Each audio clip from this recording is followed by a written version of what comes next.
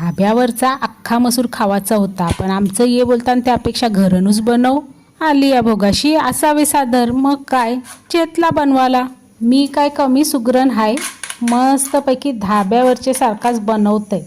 सगळी कापाकापी चिराचिरी चालूच होती. तवरण यांनी पाठशी हाक मारली. न बोलतान कसं, मस्तपैकी बनव हो, धाब्यावरचे सारखाच बनव. या म्हणजे बरा हाय. बायको सुगरण हसली म्हणून का झाला, धाब्यावर तर नेवायला नको ना, घरन धाब्यावरचा स्वाद पाहिजे.